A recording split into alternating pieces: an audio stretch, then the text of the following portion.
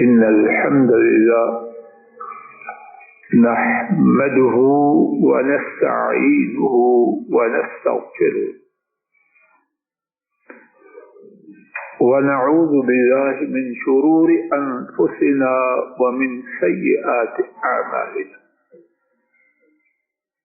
من يهده الله فلا مضل له ومن يضلل فلا هادي له وأشهد أن لا إله إلا الله وحده لا شريك له وأشهد أن محمدا عبده ورسوله صلوات ربي وسلامه عليه.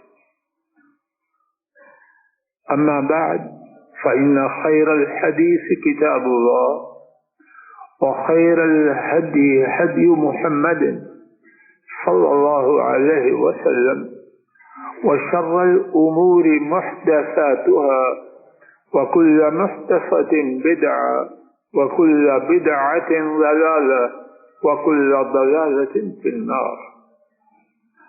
اللهم انفعنا بما علمتنا وعلمنا ما ينفعنا وزدنا علما. سبحانك لا علم لنا إلا ما علمتنا إنك أنت العليم الحكيم. رب اشرح لي صدري ويسر لي أمري واحلل عقدة من لساني يفقهوا قولي. روى الإمام النسائي رحمه الله تعالى عن جابر رضي الله تعالى عنه قال اعتق رجل من الأنصار غلاما له عن دبر وكان محتاجا وكان عليه دين فباه صلى الله عليه وسلم ب800 فباه صلى الله عليه وسلم ب800 درهم فعاصاه وقال اقض دينك أو كما قال صلوات ربي وسلامه عليه. اللہ مالک کی توفیق سے گزشتہ 3 یا 4 خطبات سے قرض کے حوالے سے بات ہو رہی ہے. گزشتہ خطبہ جمعہ کے اختتام میں بات یہاں تک پہنچی تھی کہ اگر کوئی شخص جس کے ذمہ قرض ہو اور وہ قرض ادا نہ کر پائے تو اس کے خرچ کرنے پر اسلامی ریاست پابندی لگاتی، یہاں تک کہ اگر وہ اللہ کی راہ میں صدقہ و خیرات بھی کرے اسلامی ریاست اس کو روک دیتی. ابتدا میں جو حدیث پڑھی امام نسائی اپنی کتاب السنن الکبریٰ میں روایت کرتے ہیں اور امام بخاری رحمہ اللہ نے بھی اسے مختصر طور پر بیان کیا. ایک انصاری شخص نے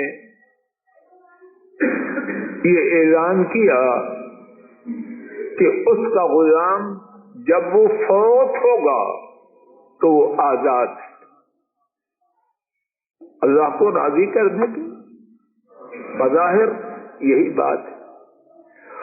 اور وہ انصاری شخص محتاج تھا اور اس کے ذمہ قرض تھا. ایک ایک بات پر میں آپ توجہ کریں کہ میرے اور آپ کے مقصد کی فائدے کی بات. انصاری شخص اعلان کرتا ہے کہ میرا غلام میرے مرنے کے بعد آزاد ہے. بہت بڑی نیکی ہے. اور تھا محتاج اور اس کے ذمہ قرض تھا. نبی کریم صلی اللہ علیہ وسلم نے اس کی اس نیکی پر شاباش دی. نعرہ تکبیر اٹھا نہیں، نبی محترم صلی اللہ علیہ وسلم نے اس غلام کو 800 درہم کا فروخت کیا اور فرمایا اقردینک، یہ غلام آزاد نہیں، یہ لو 800 درہم اور اپنے قرض کو ادا کرو۔ اللہ اکبر، صدقہ و خیرات۔ غلام کو آزاد کرنا نبی کریم صلی اللہ علیہ وسلم نے خبر دی ہے، جو شخص کسی ایماندار غلام کو آزاد کرے اللہ تعالی اس کے جسم کے ہر حصے کو دوزخ کی آگ سے آزاد کر دے۔ اور یہاں کیا ہو رہا ہے؟ آزاد کیے ہوئے غلام کی آزادی کو منسوخ کیا جا رہا، بیچ کے مالک کو 800 درہم دیے اور حکم دیے کہ اپنا قرض ادا کرو۔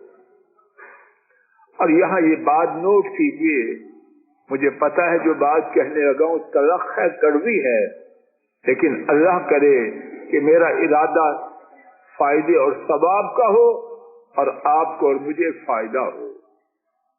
نوٹ فرما لیجیے، وہ ساتھی، وہ رشتے دار، وہ جماعت جو تجھے مقروض کر کے تیری دعوتیں اڑاتے ہیں، وہ تیرے لیے خیر خواہ ہے۔ وہ دین کا نام ہو، سیاست کا نام ہو، تنظیم کا نام ہو، تحریک کا نام ہو، رشتہ داری کا نام ہو، اس میں کوئی خیر نہیں۔ اسے میرے مقروض ہونے کا کوئی احساس نہیں، کھائے جا رہا ہے، خون نچوڑے جا رہا ہے۔ میرا اس کے ساتھ چلنا درست ہے یا غلط؟ لوگوں غور کیجئے، اور رشتے داروں کی ایک بڑی تعداد، دوستوں کا ایک بہت بڑا مجموعہ، اور جماعتوں، اداروں، تحریکوں، تنظیموں کا ایک بڑا حصہ اسی طرح لوگوں کا خون نہیں نچوڑا۔ یہ اس قابل نہیں کہ ان کو چہرہ بھی دکھایا جائے۔ سلامتی اس میں ہے جو طریقہ نبی کریم صلی اللہ علیہ وسلم کا۔ انصاری مسلمان غلام کی آزادی کا اعلان کرے،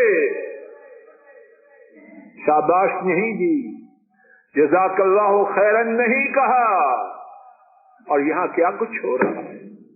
دعوتیں اڑائی جا رہی ہیں اور جھوٹی تعریف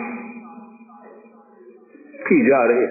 ماش کیا بات ہے، خاک بات ہے، خاک ہے تجھ پر، اور خاک ہے اس بے وقوف پر جو اس جھوٹی تعریف کے لیے قرض لے کے اپنا بیڑا غرق کر رہا۔ مزید سماعت فرمائیے، امام بخاری رب کریم کے ان پر رحمتیں ہوں، انہوں نے اپنی کتاب صحیح بخاری میں ایک عنوان قائم کیا، اور پڑھے لکھے لوگ یا پڑھنے لکھنے کے شوقین توجہ فرمائیں۔ امام بخاری نے اپنی کتاب میں 3882 عناوین، چیپٹرز کے ٹائٹلز قائم کیے۔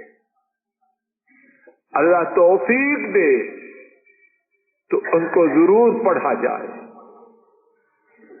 وہ ان کی ساری زندگی کی محنت کا نچوڑ ہے۔ تو ایک باب کا انہوں نے ٹائٹل، عنوان یہ لکھا، بابن لا صدقۃ الا عن ظہر غنا۔ اس بارے میں چیپٹر، اس بارے میں باب کہ صدقہ وہ ہے جو صدقہ دینے والے کو نچوڑ جائے، نہیں، کہ صدقہ دینے کے بعد بھی صدقہ دینے والا غنی رہے. بات واضح ہو رہی ہے. یہ جماعتوں والے، تحریک و تنظیموں والے، اداروں والے، دوستی اور جھوٹی رشتہ داروں والوں یہ کھاتے ہوئے اس بات کا خیال رکھتے ہیں کہ جس کا کھا رہے ہیں اس کے گھر میں ماتم کی صف بچھی ہو. بیوی بچے بنیادی ضروریات کے لیے ترس رہے ہیں اور وہ دعوتیں اڑا رہے ہیں. میں جو بات کہہ رہا ہوں غلط ہو تو کوئی ساتھی اٹھے اور مجھے سمجھا دے، میں اختیار دے دوں. میرے سامنے بڑے بڑے سیانے لوگ بیٹھے. ڈاکٹر صاحب جی ایسی حقیقت ہے کہ نہیں؟ اللہ کا خوف کریں. اڑانے والے بھی اور جو بے وقوف بن رہے ہیں وہ بھی خوف کریں. اور پھر ان کی وجہ سے خاندان میں کن کن کے گلے مصیبت پڑتی. کھایا اڑایا بات ختم ہو گئی نہیں، کتنے ان کی وجہ سے مصیبت میں مبتلا ہو رہے. اور یہ کہانی ہو سکتا ہے میرا گمان غلط ہو اور اللہ کرے غلط ہو، مجھے خوشی نہیں اس سے، لیکن میرا گمان یہ ہے کہ یہ بہت سے گھروں کا مسئلہ. ہاں سارے لوگ بولتے نہیں، کچھ خاموشی سے مارے جا رہے ہیں اور کچھ چیخ اور چلا رہے ہیں. اللہ کے لیے امت پہ رحم کرے. سنیے امام بخاری نے جو لکھا ہے، باب الصدقہ عن ظہر غنا. صدقہ شاندار وہ ہے کہ دینے والے کے بعد صدقہ دینے والا غنی رہے. ادھر کھلایا اڑایا، اللہ کی راہ میں دیا اور پھر قرض والے ادارے سے چلا گیا اور سود پہ قرض لے رہا. خاک ہے اس عقل پر، خاک ہے اس عقل پر. ایسا صدقہ جس کے بعد ایسی دعوت، ایسی سیاست، ایسا دین کہ اس کے بعد سود پر قرض لینے کے لیے جانا ہو، اس میں خیر ہو سکتی؟ ہمارا دین اس لیے ہے، حاشا وکلا دین کو ایسی خدمت کی کوئی ضرورت نہیں. اور اس کے بعد امام بخاری لکھتے ہیں ومن تصدق وهو محتاج او اهله محتاج او عليه دين فالدين احق ان يقضى من الصدقه والعتق والحبا وهو رد عليه وليس له ان يترف اموال الناس. ارشاد فرمایا امام بخاری نے، جس شخص نے صدقہ کیا اور وہ محتاج ہو یا اس کے گھر والے محتاج ہو، کوڑ میں اڑا رہا ہے اور گھر میں دال پکانے کے لیے پیسے، فرمایا جس نے صدقہ کیا اور وہ محتاج ہو یا اس کا کنبہ محتاج ہو یا اس پر قرض ہو، یہ آج کا ہمارا موضوع چل رہا ہے، یا اس پر قرض ہو، تو کیا ہے؟ امام بخاری فرماتے ہیں قرض زیادہ لائق ہے کہ اس کو ادا کیا جائے. کس سے؟ صدقہ و خیرات سے، تحفہ دینے سے، غلام کو آزاد کرنے سے. اور بس بات یہاں نہ روکی، وَهُوَ رَدٌّ عَلَيْهِ، اس کا قرضہ واپس، اس کا صدقہ، اس کا تحفہ، اس کا غلام کو آزاد کرنا مردود ہے، ناقابل قبول. نبی کریم صلی اللہ علیہ وسلم نے انصاری کے آزاد کرنے کو باقی رکھا یا رد کر دیا؟ جواب دو. ابھی سنا ہے رد کر دیا. اور اس کے بعد امام بخاری فرماتے ہیں وَلَيْسَ لَهُ أَن يُتْلِفَ أَمْوَالَ النَّاسِ، اس کے ذمہ قرض ہے، صدقہ دے رہا ہے، تحفے دے رہا ہے، غلام آزاد کرا ہے، فرمایا اس کے لیے جائز نہیں کہ لوگوں کے مال کو برباد کرے. بات واضح ہو رہی. اسکول میں پڑھا کرتے تھے اردو کا محاورہ، نانا کی فاتح خانی کی شیرینی کہاں تقسیم کرتے؟ حلوائی کی دکان پر. حلوائی کی دکان پر کھڑے ہوئے، ساری دکان میرے نانا کی فاتحہ کے لیے شیرینی. بات ہے کرنے کی، حماقت کی.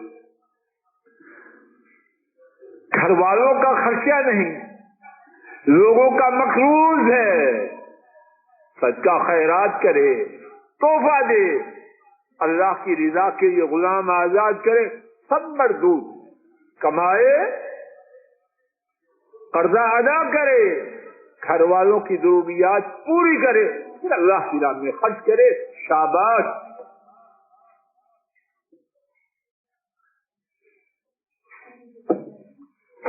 مقروض کے لیے مزید بات، جو قرض ادا نہیں کرتا، ٹال مٹول کرتا ہے،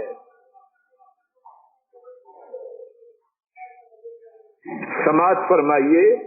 حضرات ائمہ احمد، ابو داؤد، نسائی، ابن ماجہ اور ابن حبان نے سے روایت کیا. حضرت شرید بن اوس الثقفی رضی اللہ تعالی عنہ اس کو روایت کرتے ہیں. نبی کریم صلی اللہ علیہ وسلم نے فرمایا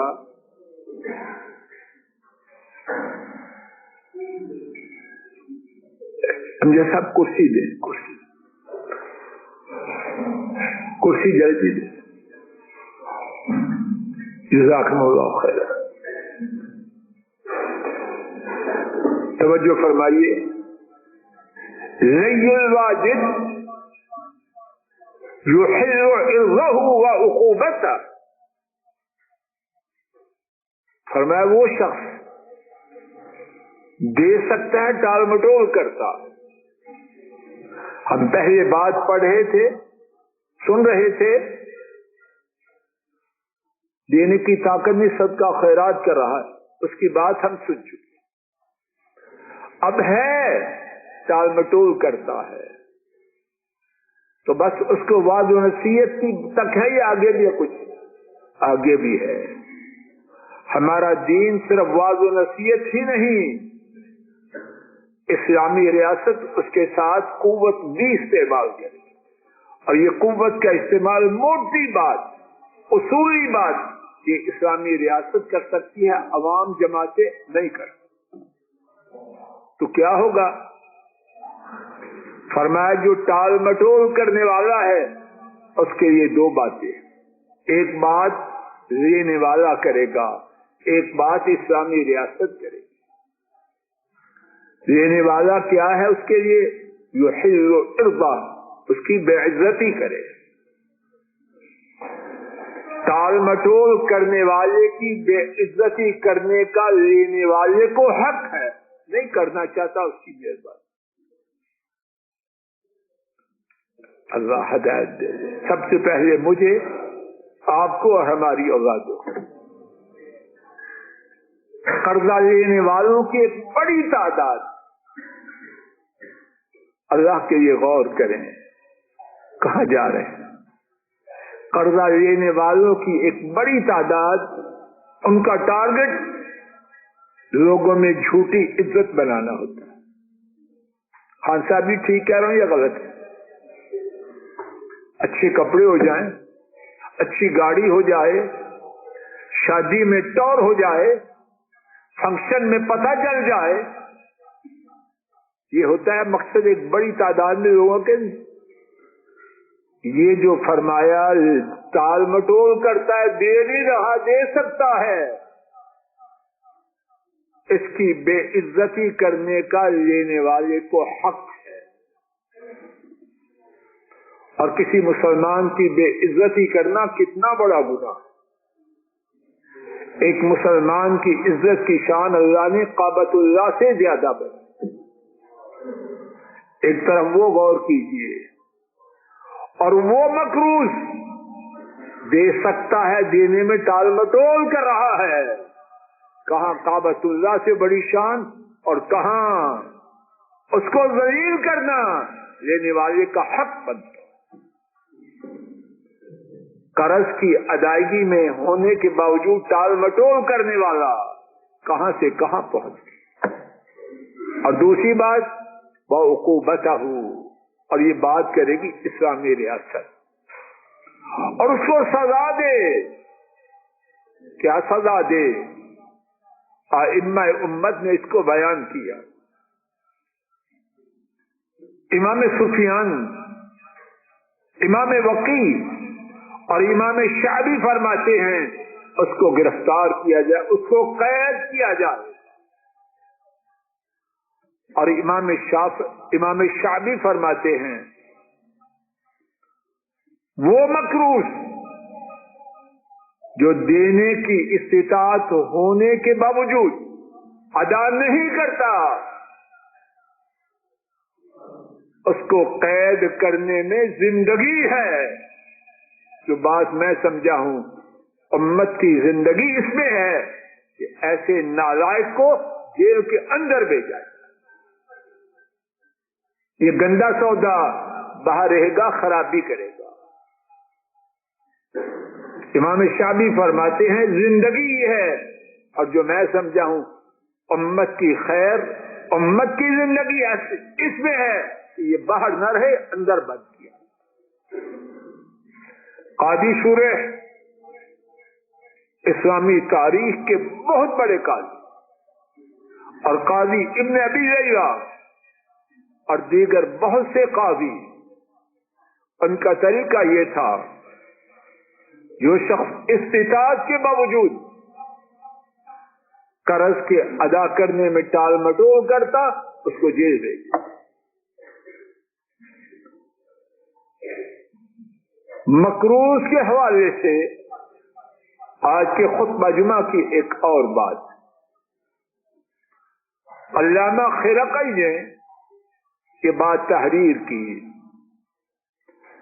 مکروز کا سفر کرنا اس پہ دیکھا جائے گا. قرض کی ادائیگی وہ پہلے ہے، اس نے جو سفر کرنا ہے قرض کی ادا کرنے کا وعدہ اس سے پہلے. اب چاہتا ہے سفر کر جاؤں، اور سفر کرنے میں خدشہ ہے کہ بر وقت ادائیگی نہ ہوگی. قرض لینے والا اسلامی ریاست کے ذریعے اسے سفر سے روک سکتا ہے، سفر نہیں کر سکتا. اچھا، نیکی کا سفر علامہ خرقی فرماتے ہیں وہ سفر حج کا بھی ہو، اگر اس کے حج کے سفر کی وجہ سے قرض کی ادائیگی میں تاخیر کا امکان ہے، اسلامی ریاست کے ذریعے حج کے سفر سے اس کو رکوا دیا جائے. اللہ اکبر.